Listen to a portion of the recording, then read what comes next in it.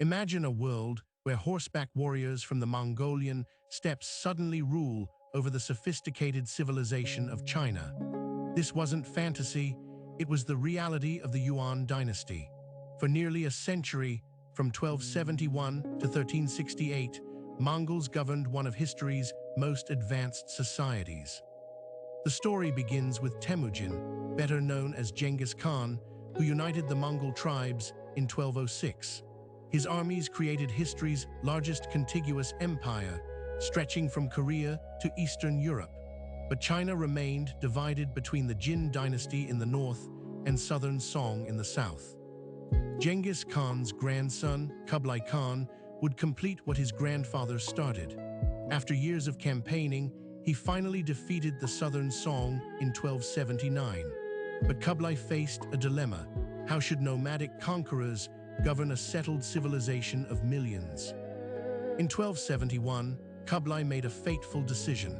He declared the Yuan Dynasty, adopting a Chinese dynastic name meaning origin or primary. This was revolutionary. Mongol rulers were claiming legitimacy through Chinese political tradition while maintaining their distinct identity. Kublai established his capital at Dadu, modern-day Beijing, building a magnificent city that would become the political center of China for centuries. He also maintained a summer capital at Chengdu, the legendary Xanadu that would capture European imagination. The Yuan administration created a unique four-class system that divided society by ethnicity. Mongols occupied the top tier, followed by Central Asian allies called Semu Ren. Northern Chinese came third, while Southern Chinese, the recently conquered, occupied the lowest position. This system created deep social tensions. Mongols held privileged positions in government and military, while Chinese scholars found themselves excluded from power. Yet paradoxically, the Yuan maintained much of the traditional Chinese bureaucratic structure. One of Kublai's most ambitious projects was attempting to invade Japan in 1274 and 1281.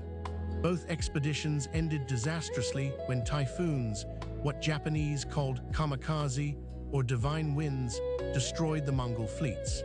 These failures weakened Yuan prestige.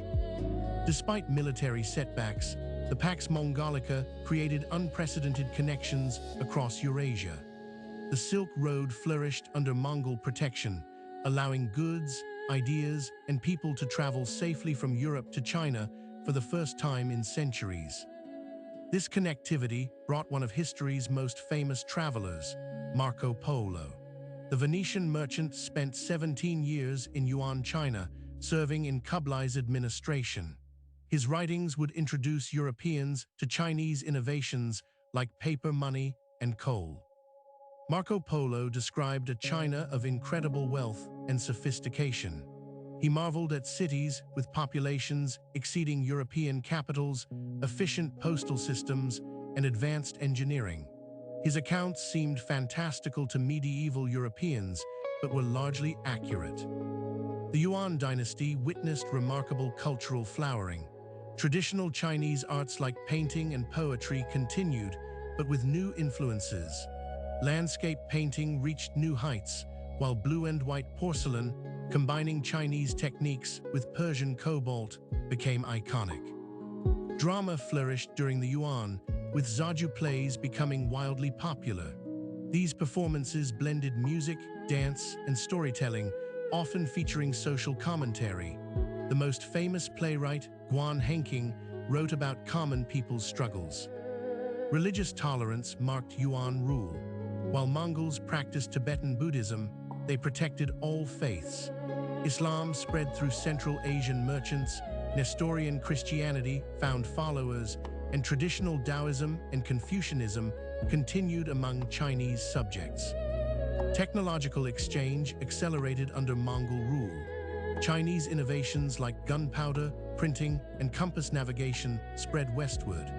Meanwhile, Middle Eastern astronomy, mathematics, and medical knowledge entered China, creating a true Eurasian exchange. The Yuan established paper money as national currency, an innovation that amazed Marco Polo. This fiat currency system was centuries ahead of Europe. However, overprinting would later contribute to economic problems.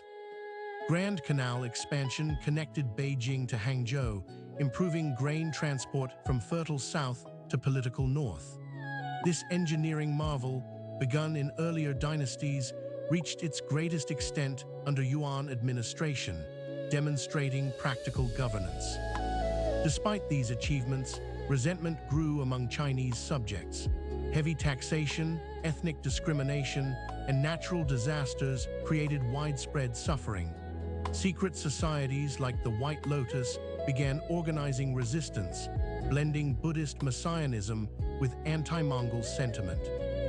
The mid-14th century brought catastrophe. Climate change caused crop failures, while the Black Death arrived from Central Asia. Population plummeted, and the Yuan government proved unable to provide effective relief, further eroding their legitimacy. Financial mismanagement compounded these crises. The government printed excessive paper money to cover military expenses, causing hyperinflation. By the 1350s, the currency had collapsed, destroying savings and market confidence. Rebellions erupted across China. The Red Turban movement, inspired by White Lotus teachings, captured large territories. Regional warlords emerged, challenging central authority. The Yuan military, once invincible, struggled against multiple fronts. From this chaos emerged Zhu Yuanzhang, a peasant-turned-rebel commander. Orphaned during the disasters, he joined the Red Turban movement, demonstrating remarkable military and political talent. His forces captured Nanjing in 1356, establishing a power base. Zhu pursued a brilliant strategy: eliminate rival rebels first, then confront the Yuan. By 1367, he had united southern China under his command. He then marched north, declaring his intention to restore Chinese rule and drive out the barbarian Mongols. The final Yuan emperor, Toghon Temür, fled Dadu in 1368 as Zhu's forces approached. The capital fell with little resistance, ending nearly a century of Mongol rule. The Yuan court retreated to Mongolia, where they maintained the northern Yuan Dynasty for decades. Zhu Yuanzhang declared the Ming Dynasty, meaning brilliant. He took the reign name Hongwu, vastly martial. His first acts included restoring Confucian examination systems and purging Mongol influences, consciously positioning himself as a restorer of Chinese tradition. The Yuan legacy is complex. On one hand, it represented foreign domination and social division, yet it also created unprecedented Eurasian connections, technological exchange, and cultural innovation that would influence subsequent Chinese dynasties. Blue and white porcelain became a global commodity, with Ming potters continuing Yuan techniques. Tibetan Buddhism's influence persisted in Chinese art, and the capital at Beijing remained China's political center through Ming, Qing, and into modern times. The Yuan experience shaped Chinese identity. The trauma of foreign rule strengthened Han Chinese nationalism, while the success of Zhu's rebellion demonstrated that mandate of heaven could be reclaimed. This narrative would echo through later resistance to foreign domination. In world history, the Yuan represents a pivotal moment in globalization. For the first time, Europe and China connected directly through Mongol peace. This exchange planted seeds that would grow during the age of exploration, changing global history forever. The Mongols themselves adapted Chinese governance while maintaining nomadic traditions. This balancing act ultimately failed, but their attempt created a unique hybrid civilization. Yuan art, architecture, and institutions reflected this cultural synthesis. Today, historians debate the Yuan's place in Chinese dynastic succession. Traditional Chinese historiography often minimizes it as an interruption, while modern scholarship recognizes its contributions to China's development and global connections. The Yuan story teaches us about the challenges of governing diverse societies.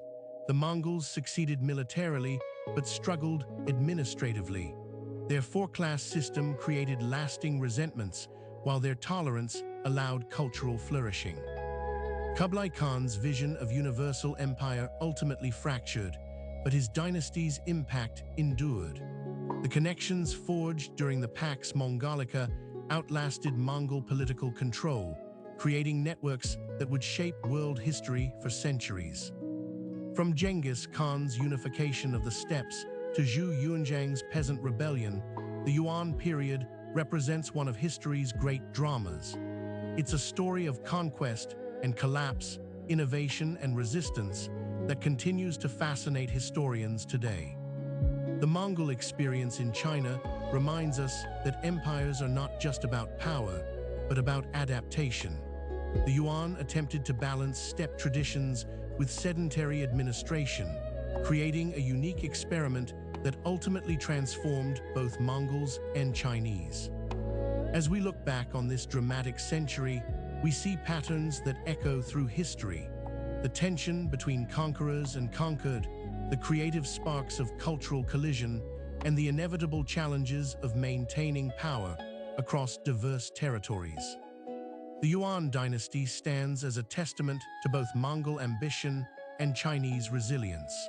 In their brief but transformative rule, the Mongols didn't just conquer China, they connected it to the world, leaving a legacy that continues to shape our understanding of global history.